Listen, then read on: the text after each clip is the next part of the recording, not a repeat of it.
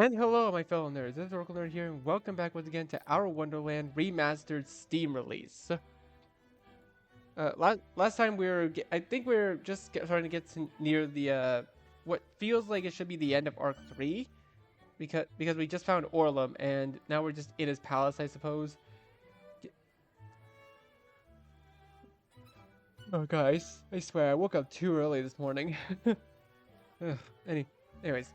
Getting shuffled around from circle to circle, shown off to partygoers, offered wine and champagne and some strange little meat things wrapped in what tastes like pickled radish. Olm is completely in his element, making small talk, jokes, accepting and dishing out compliments, no matter how forced.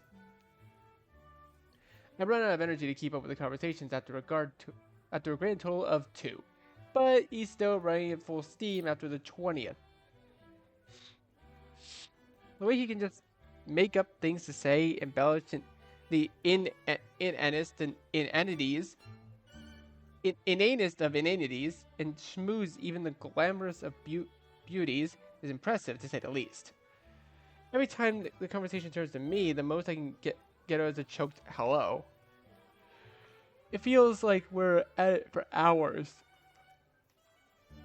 In the middle of the exceptionally long yet animated talk with buxom Lady Bovinish and her trio of fans, I managed to slip away in towards one of the far corners. Grabbing another flute of champagne on the way and downing half of it in one gulp.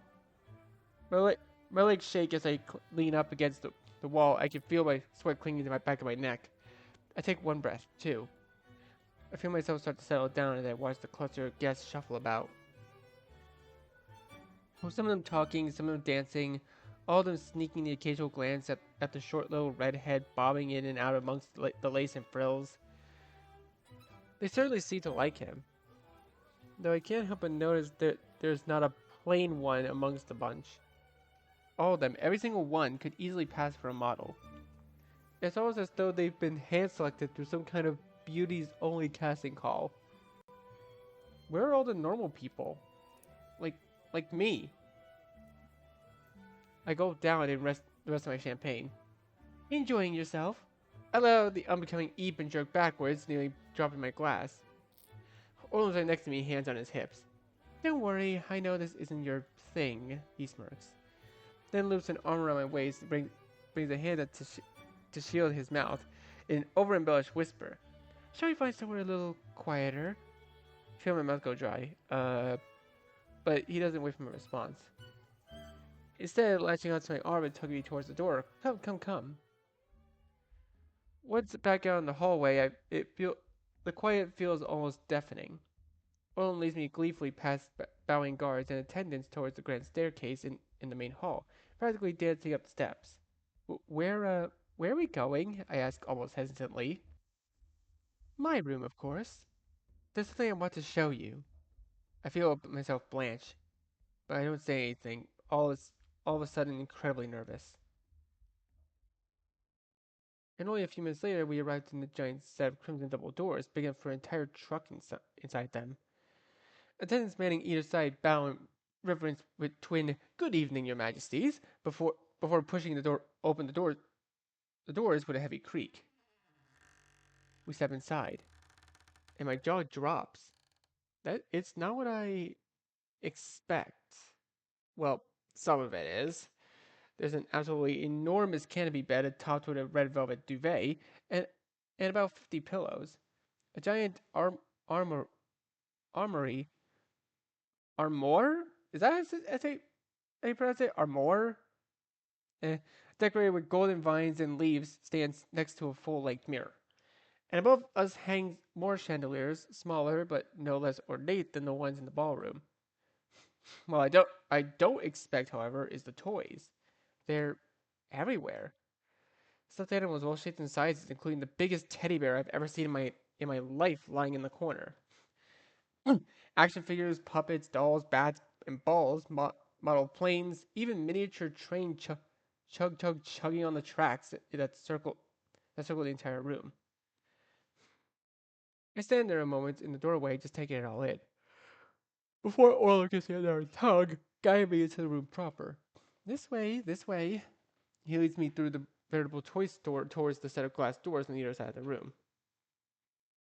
I don't miss the brown stuffed rabbit propped up on the pillows of the bed like it was some kind of throne as we passed by. He pushes open the doors and pulls me to a large balcony.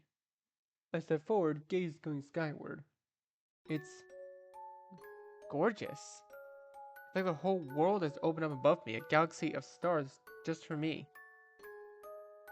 As I step even further, I see the world down below, a picture perfect nightscape of countryside. Tiny dots of light color the nearby town, purple and blue trees trace the curves of the hills, and moonlight dapples the surface of the lake. It's like a, a damn painting or something. And instantly, I feel my anxiety begin to recede, almost as though swallowed up by the calming blue. I thought you might like it. I walk over to the railing, enjoying the coolness of the marble beneath my fingers. I close my eyes and take a deep breath, feel the chill swirling in my lungs. Then let my gaze go back to the stars, that ever expanding universe. I could get lost in it. Even someone like me needs a little alone time now and then. Fortunately, I have the best spot in the kingdom to get my fix. Orlum steps over next to me, leaning his elbow on the railing. This could be yours, you know. There it is again. That offer. Blink. Down at him.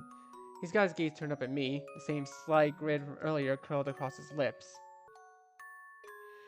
But then he turns away and off towards the scenery. I took in the color.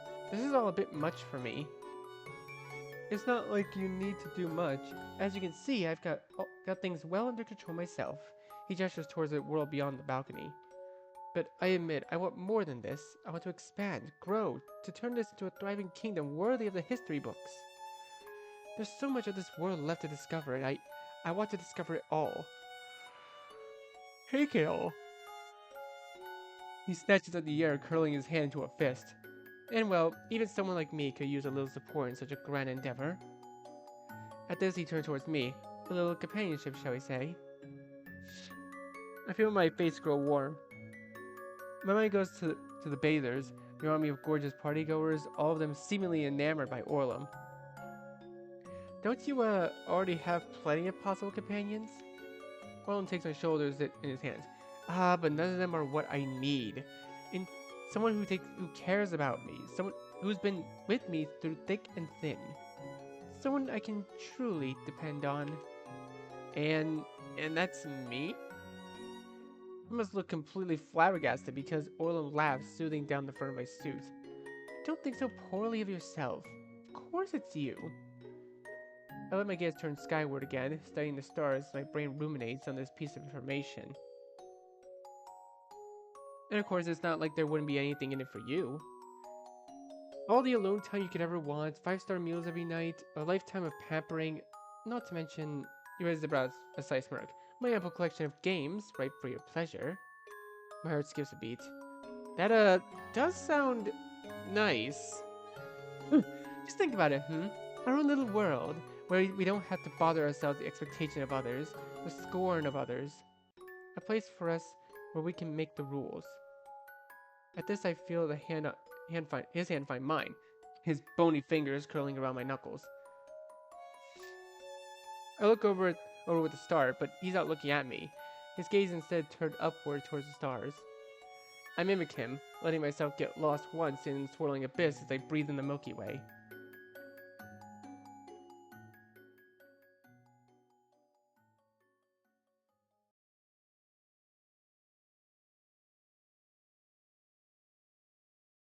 We don't stay out much longer. Oil must notice how tired I am because he soon steers me back inside the warmth of his room. Cutting the whole way as he smooths down my hair and brushes a few lone speckles of dust off my shoulders. He chuckles, coughs into his hand. Redawns the sardonic smirk from down in the ballroom. This is the point of the evening where I'd normally invite you into my bed, but... He dances his fingers to my chest and grabs my tie, pulling me close. As much as I'd love to get to know you get you out of that dashing suit, before just quickly letting me go with a snap. I know that's not what you want. So never fear.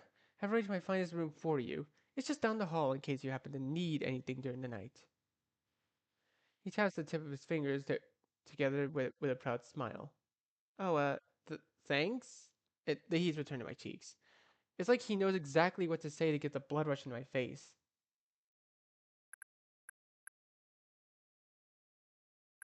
This was nice. Sorry for being such an awkward mess.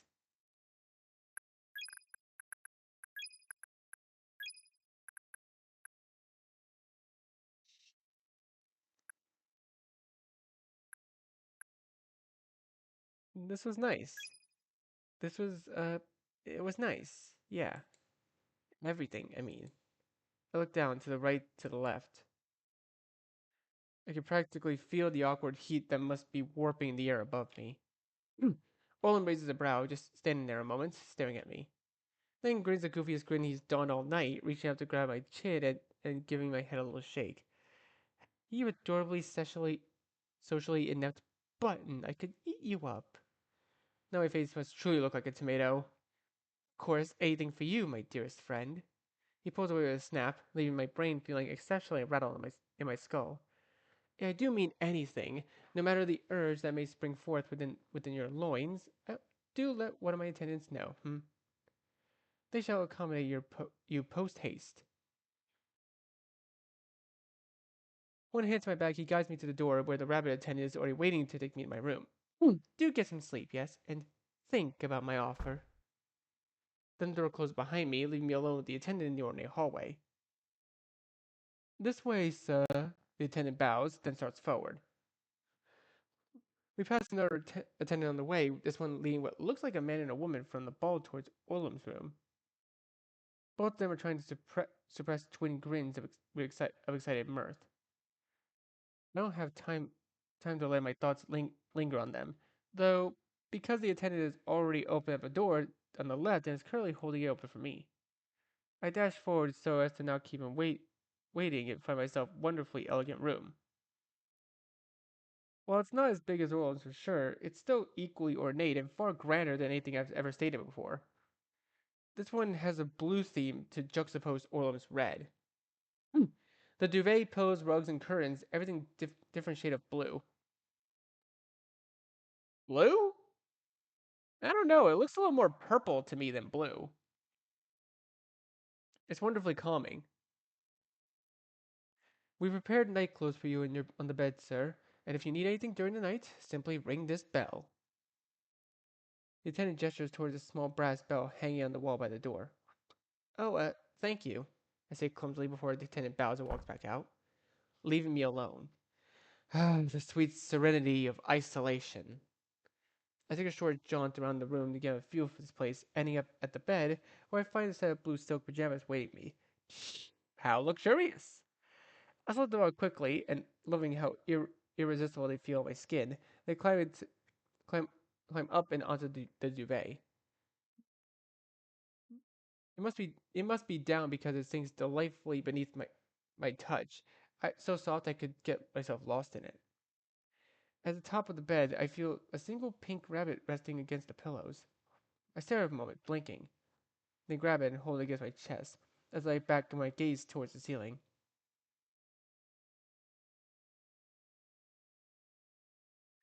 I try to think back to the real world, to my apartment at Brookside, to the work that I still have left to finish, even to my parents. But all of this seems so far away and ridiculously unimportant. I run my thumb across the soft velveteen head of the rabbit in my arms, eyes drooping. My thoughts drift to Orlam, to the expanse of stars overhead, to the feeling of his hand in mine gangly and rough. Something pings in the back of my mind. I close my eyes. When I open them again, I'm outside, standing on the sidewalk, watching my classmates trickle out of the building. After prom. Well, after prom. What time had it been? Had to have been 6 in the morning. I lost the others somehow. Even Gidget, despite her practically refusing to leave my side the latter half of the night. I don't spite any of them. amongst the surrounding exodus, so I figured they must either still be inside somewhere or left earlier. I run a hand through my hair. I'm tired, exhausted. Time to go back home and sleep until noon. Start down the path away from the school and towards the bus stop. It clears out quickly to the point that I soon find myself alone. Most of my classmates have cars, or at least know someone who does. I don't even have a learner's permit. Shoving my hands in my pockets, I count the cracks in the sidewalk as I shuffle along. It's still dim, no longer pitch black, but dark enough that you can still make out the stars in the sky. And the chilling morning air is making the hair on my arms stand straight up. I glance up upon rounding the corner and stop, almost standing beneath the light at the bus stop. He looks so small just standing there, staring at the ground. The overhead light is casting harsh shadows across his shoulders and arms, emphasizing the protruding bumps of his bones. Hey, I call out as I start towards him, then feel my feet slow as he turns around. His face is dark, eyes turning towards me vacantly, face in ashy gray, just staring, staring. Feel goosebumps pop up all along my neck and arms. Ooh, he looks like some kind of ghost. Hey, I try again, slowly falling into place beside him at the bus stop. Everything okay? I was wondering where you went. Suddenly feel like I was all alone in there. I smile. He doesn't return it. Nor does he say anything, just staring at me with the same look of almost confused emptiness. Now that I'm close, I can get a better look at him. His eyes are pink and puffy. His hair is a scraggly mess. His clothes look like they've gone through a wrestling match. I notice the buttons of his shirt no longer match up. Did something? I start looking back and forth from his face to the bedraggled appearance. Did something happen? At this, his face seems to curl on itself. His brow furrows in, and his eyes as his lips pull back in distraught cringe. His gaze falls to what appears to be renewed burst of tears begins running down his cheeks. Crap, crap, crap! Reach forward out of instinct. Then simply stand there awkwardly, one arm on his shoulder as he cries in silence. Hey, hey, it's okay. I finally say, giving him what I hope is a reassuring squeeze. I can feel him shake, hiccups racking his frame. He sniffs. Everyone always abandons me. My face twitches in concern, but I don't say anything, waiting to see if he'll continue. He gives me another sniff, a phlegmy cough. First, first Brownie, then my mom, and now even. He clutches his eyes shut, and I see him bite down on his tongue. He brings a hand up to wipe at his face, but all this does is spread the tears and snot across his cheeks. Finally, he turns towards me, jaw taut. Is there something wrong with me? There's nothing wrong with you.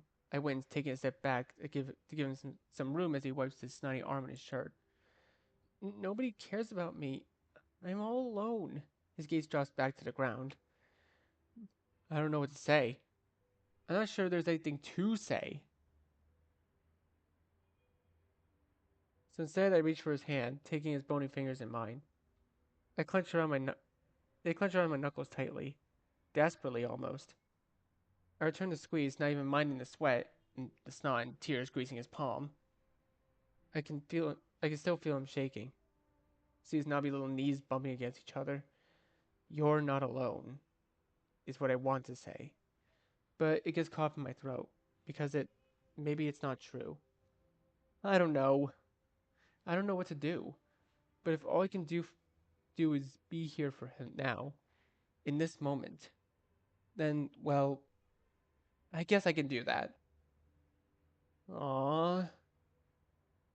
I turn my head skywards towards the slowly brightening sky, watch the stars fade out above us, and stand there holding his hand until the bus can come take us home. Oh, that's actually really sweet. See, Iggy is a good friend, even though he acts like he isn't.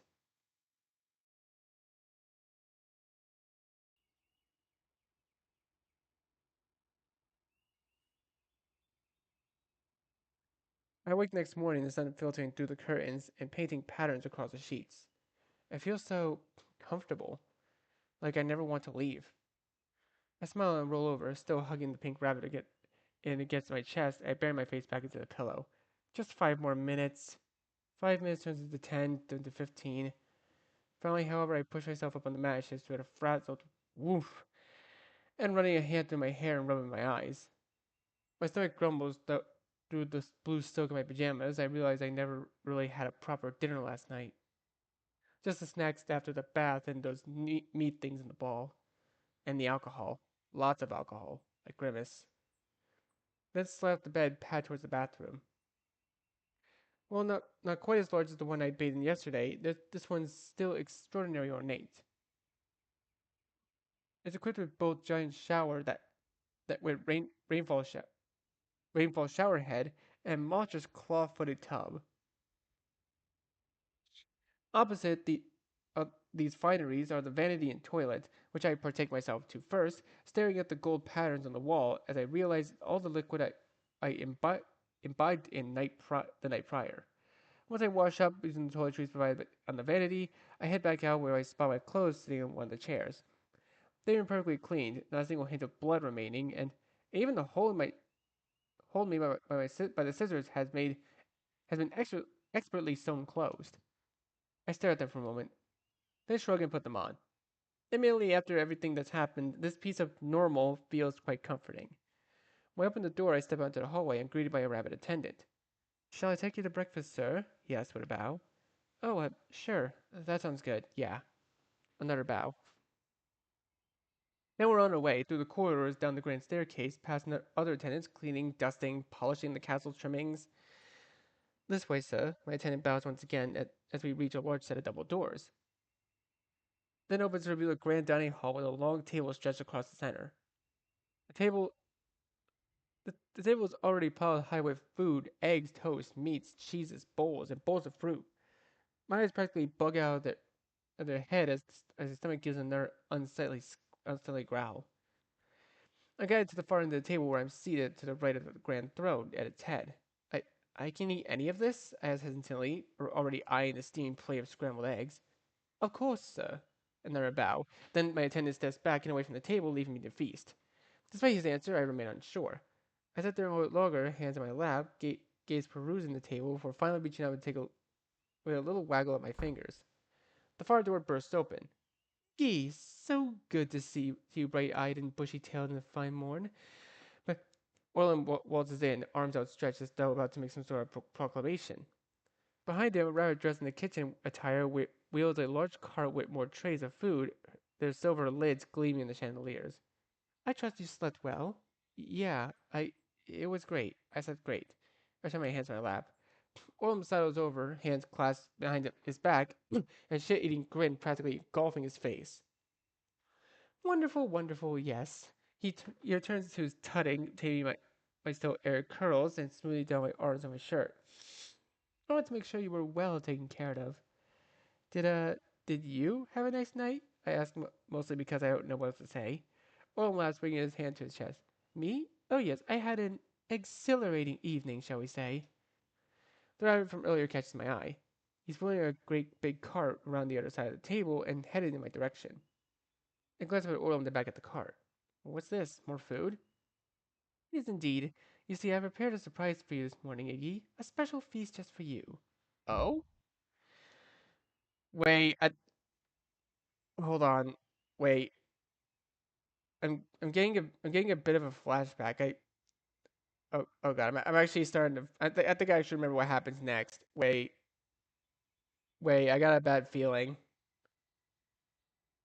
I watched the rabbit lugs the largest tray up and off the cart, placing it right down in front of me. Then when a grand flourish of steam removes the silver lid and steps back. First I remember the most delicious smell wafting around the air, around me like a tempting trifecta of fat, grease, and charbroiled perfection. Then once the steam dispels, I see the meat itself, a giant ham, perfectly cut and oozing juices into a puddle on the plate. I bring a hand up. Ham. It smells. Oh no. Oh no. No, I knew it. Don't you like it? I carved this one myself, you know. I want to make sure it was done perfectly. He's shaking now, his voice hoarse and crackling with phlegm, his face flushed with ecstasy. I made the cuts while he was still alive, so it would be as fresh as possible. So I'd still be able to taste his fear. He lurches towards me, arm going around my shoulder, finger pushing at the bangs out of my eyes. I feel his breath hot on my forehead. But I'm letting you try it first, Iggy. You get the first piece. I stare at the plate, at the sizzling fat, the steam curling up and away from my meaty folds. You'll join me, won't you, Iggy? Join me here in this paradise meant for the two of us. He pushes his face into my hair. I can feel his smile press against my scalp. Then a soft whisper. Let's make our own rules. Together. No. You're giving me this choice again? Like honestly, this is honestly the most messed up part of the entire game in my personal opinion. Like okay, maybe it's the second most disturbing thing, but it's just messed up. Like he he fucking killed Genzo and cooked him. What am I supposed to do about this?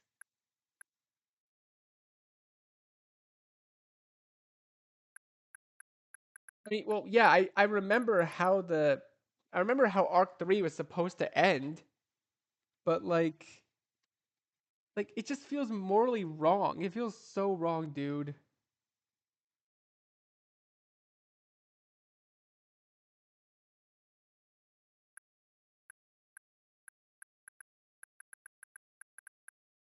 Oh no.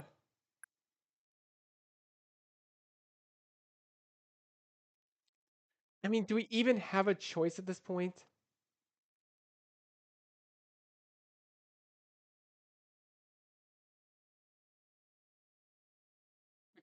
We kind of don't really even have a choice at this point.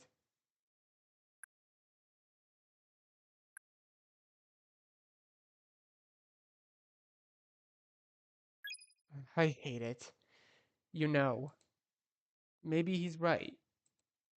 Maybe this place is for us. Our own Wonderland, where no one can tell us that we're wrong, that we don't belong. Maybe we deserve this. My lips curl into a smile. I pick up the fork off the table. Yes, this is our place. Our own special place. And it is time I got to make the rules for once. So, steam caressing my cheeks, I bring the fork towards the meat and begin to eat. Let a glorious feast begin.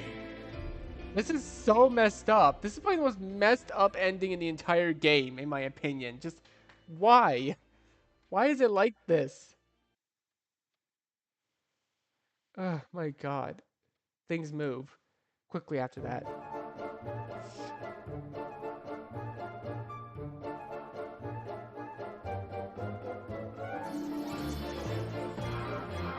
But true enough to Orla's word, I've never forced to do anything I don't want.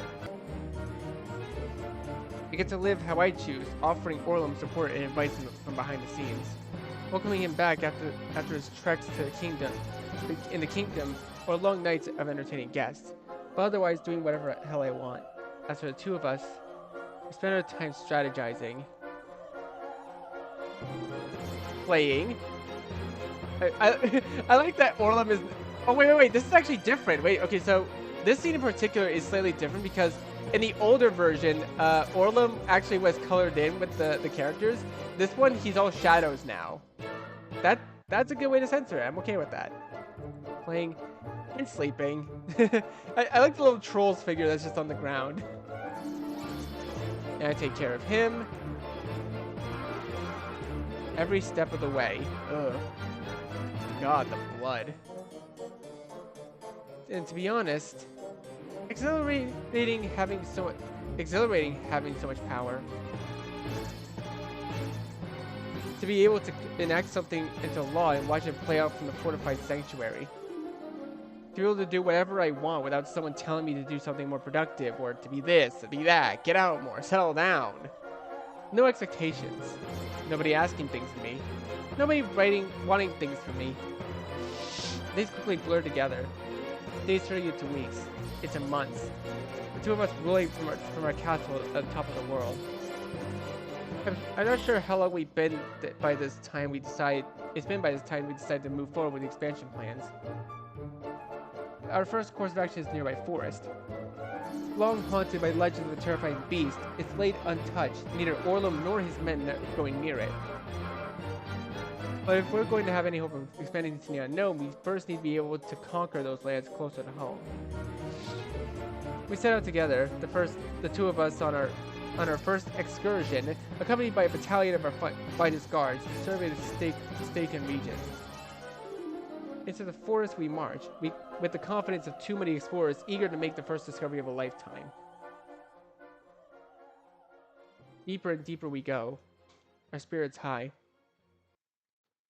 our ambition unfaltering, through the brush, over the sticks and rocks, to where the air grows cold and the trees coil and twist around us like a wooden cage. I can tell the guards around us are growing restless and fidgety. They glance from side to side at every snapping branch or hooting owl. Orlum, however, is unfazed. He walks out ahead, hand to his chin and scrutinizing every rock and pebble. These trees will need to be cleared out, but that's nothing a few dozen of my men can't accomplish in a week or two. And we could use the wood to build resort of sorts. Hot springs, perhaps?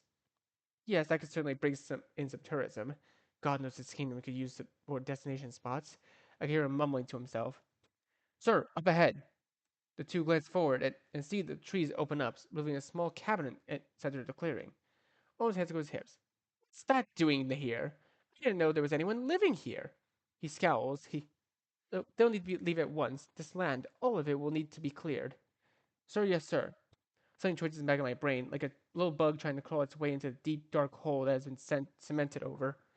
I look for Orlum. From Orlum to the cabin, then back to him. I say nothing. Come, Iggy, let's see who's rudely made themselves at home on our land without our permission. He starts forward, shoes crunching noisily as he storms across the clearing. I dash after him. Following his step just as he arrives at the door of the cabin. He gives a quick set of raps, foot tapping, and angry rhythm in the dirt. Hello? Whoever lives here needs to come out at once, by order of the king. But it's silent. No sound except for a haunting trill of bird flying overhead. I demand you come out at once, Orlum squawks. Maybe they're not home. I can see Orlum's body curl ever so slightly forward. He's getting mad. Then we shall raise this house to the ground. Do you think someone would get the gall to build a home out here? They don't even have a building permit. He reaches forward to knock again. Except this time he must get a better idea because he tries with a knob instead. Clicks easily and pushes open the door with a crack at first, before throwing it open the rest of the way. Whoever lives in here needs to come out right this moment, or I'll send in my guards. Still nothing. I peek inside the interior of the cabin. It's small but cozy, sporting not much more than a bed, table, and stove. What are you doing? The side voice makes us both jump. We turn to see someone standing a few yards, seemingly returning to the cabin, an armful of chopped wood. I stare for a second. The woman seems so. Then it hits me. Fox! I croak, taking a step back. Well, this is unexpected. Look of disdain stays constant. What are you doing in my house? Her eyes narrow, looking back and forth between us and the cabin.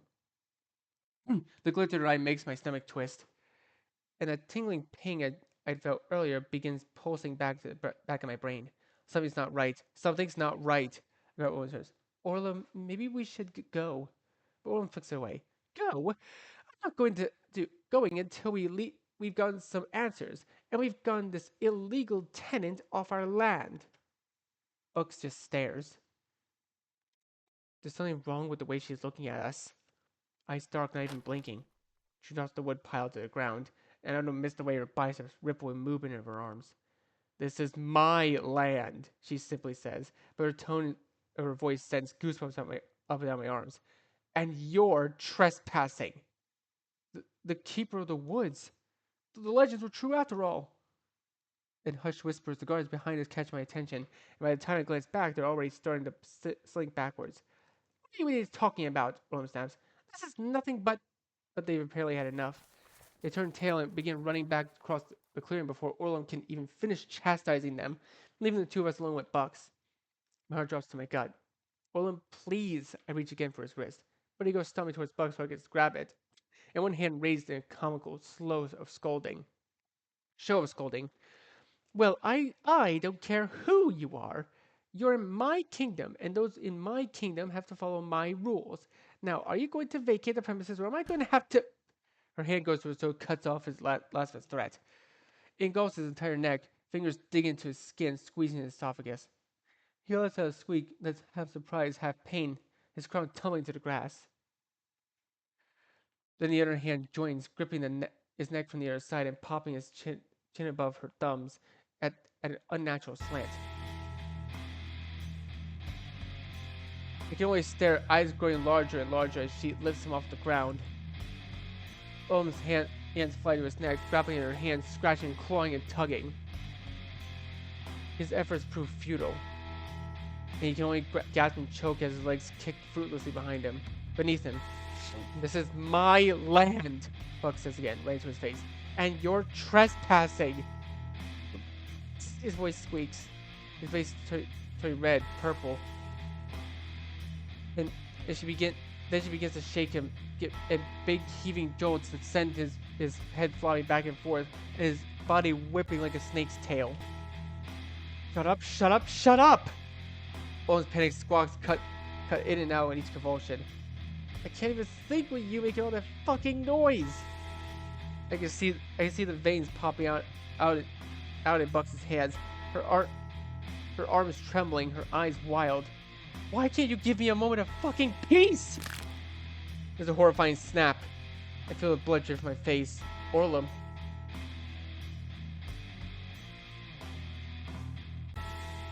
Orlum's gone quiet, his body limp. But still he keeps shaking. Still he keeps wrenching his body back and forth as her hands dig into his throat tighter and tighter. I can see the blood bubbling up beneath her fingers. So tight, I swear she's going to squeeze his head right off his body. His body flops like limp spaghetti. His eyes bulging, foam dripping between his lips. It's at this moment that I turn and run. I don't even consider thinking about it. There, my body just does it. Running, racing, sprinting back across the clearing, back into the forest. I had to get away. I had to escape before she sets her sights on me. The trees whip in my face, the brush scratching and grabbing at my ankles. But I don't let it slow me down. Even as my heart threatens to beat straight out of my chest, I keep pressing forward, sheer panic controlling my arms and legs. I run until I burst out of the trees. I find myself at the river. At a river. I lurch for it, gasping, wheezing, stumbling towards the bank.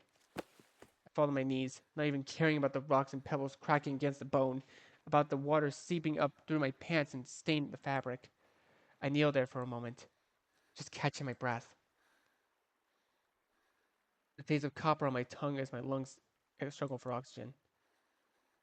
My head feels so heavy my skull pulses with the weight. I reach up and grab my crown, throwing it to the ground beside me. They do the same with my cape, wrestling it free of it with a frustrated grunt and heaving it onto the grass. Fuck. Fuck, fuck, fuck, fuck. I bring my hands to my face, body curling inwards. I can feel a salty twinge just beneath my eyes, but the tears don't come. Won't come. All I get instead is a dull ache in my chest as a throbbing drum pounds away in my head. I lean forward, gazing down into the water, into the river. I can see myself, see my face, my eyes.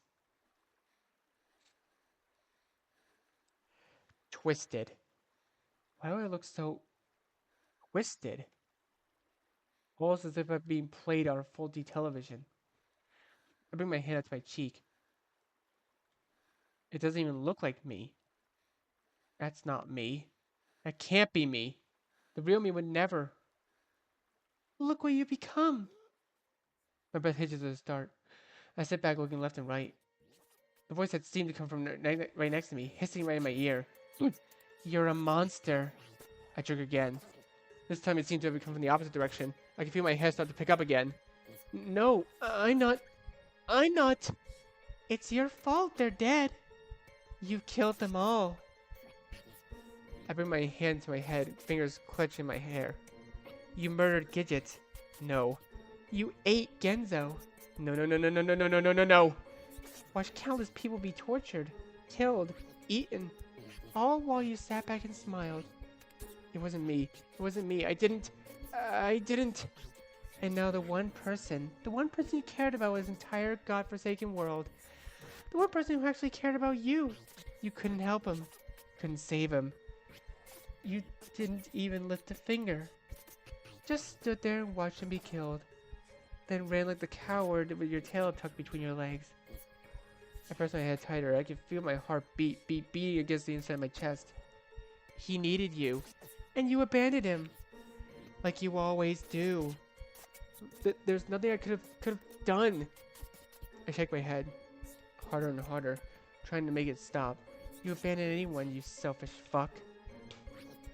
Something snaps inside of me. I scream. It starts as low, throaty groan in the base of my throat before tumbling out and vibrating inside my skull. You were never there for them. I scream and I scream. Never there when they needed you. Pull and tear at my hair. Never thinking about anything except for yourself. Shut up, shut up, shut up! The last syllable seems to ring out across the clearing, bouncing off the rocks and trees. I crumble. My body's shaking. My stomach twisting. Shame and guilt choking in my heart. For a second, the voice seems to stop. The world's strangely silent around me. I lean forward, looking back into the water.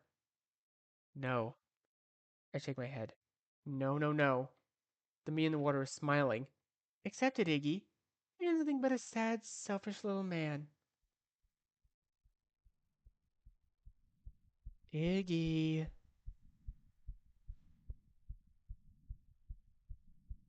That voice. That fucking voice. I want to snuff it out. I want to rip it and tear it apart. It's haunting me. Feeding on me. What do you want, Iggy?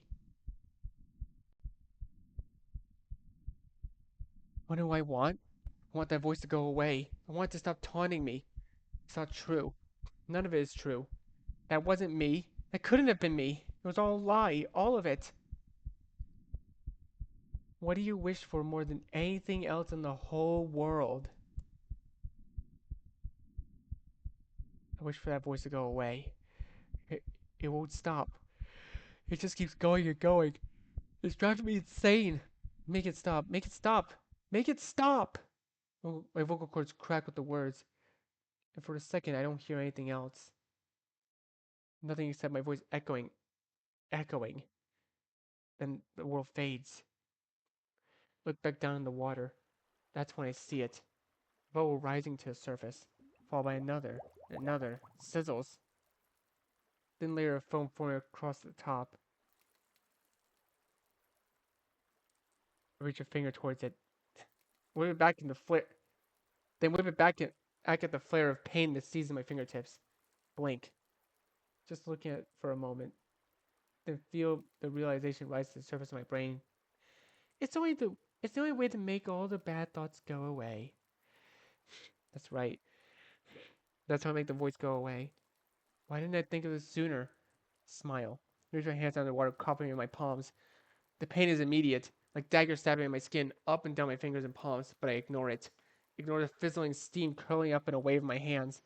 Ignore the way the palms begin to turn red. Ignore the crackle and pop of the bubbles as the skin begins to cook. I ignore all of it. Bring the water to my lips. Yes, that's right. I need to wash myself clean. So I drink it. Pain floods in my throat, coating my mouth and lips. Like hot pokers jabbing my windpipe. Instantly I jerk forward with a cough. On fire. My insides are on fire. I choke. Gag. It's coming back up. I reach for more. More and more handfuls. Oh, this is... Oh god, dude, this music is actually gonna make me fucking barf. I ain't gonna lie. It's not bad music. It's good music. It's good for tone, but like, this moment makes me gag. Like, no. Ugh. My hands are turning a deep red now. I can smell the burning and charring. Fizzling and steam curling upwards towards the skin sizzles and pops, but I don't stop. I bring more of it to my tongue. My shoulders heave and I puke. It sends acid back up and through my throat, burning the entire way. I rinse it down with more. Up and down, up and down. My mouth's on fire, my tongue's on fire, my throat's on fire. More heaves. Bits and pieces of my stomach and throat coming out with a gunk now. The color in the water is worrying. Horrible greenish brown. My head's starting to swim. Vision fading in and out. Everything's steaming, hissing, fizzling around me, inside me, eating from the inside out. It's searing all the way through my throat now. But I'm clean. Fuck, I'm so clean. The voice is finally gone. No longer taunting me. And for one glorious moment, everything is calm, quiet. Then I lose all strength in my arms and collapse into the water.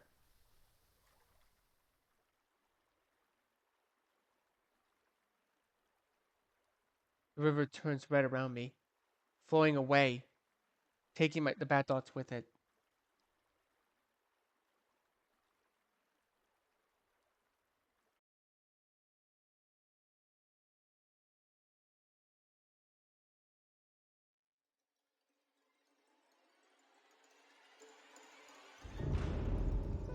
And that's the end of Arc 3.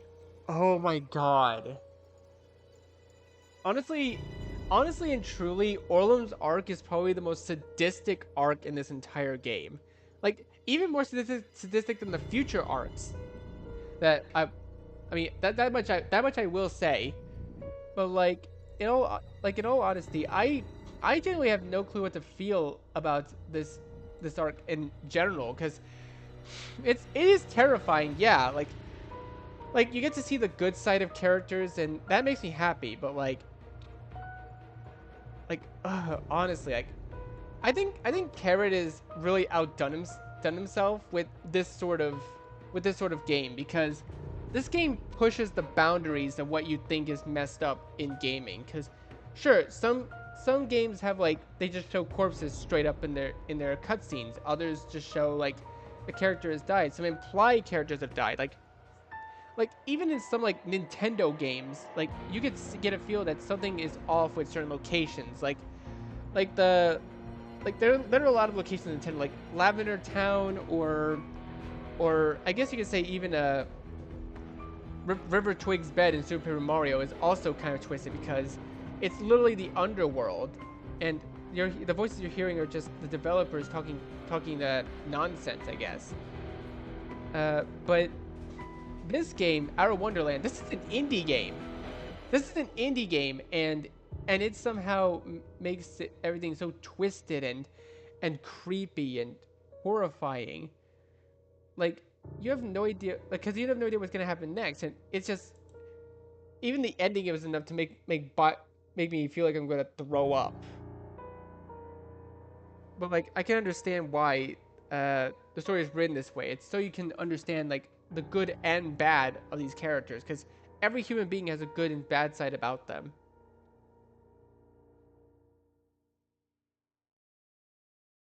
And that's something that's different about everything.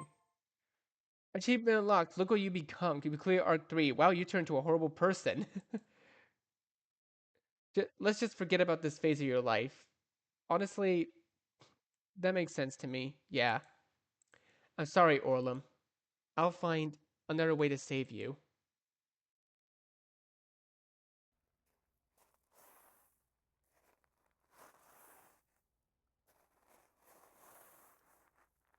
Save? Save who? My brow's photo and my asleep days. Why do I feel so... The dull scratch of Mrs. Darnish's trash bin jerks me the rest away from my sleep. I sit straight up in the bed, half swallowed gasp. Alright. I think this is a good time for us to leave this video here for now. So, next video, we're going to be starting on Arc 4. Thank you guys so much for watching. Be sure to leave a like, comment what you think, share this video with your friends, and be sure to subscribe and click the bell so you don't miss a single notification. I'll see all of you in the next video. Goodbye.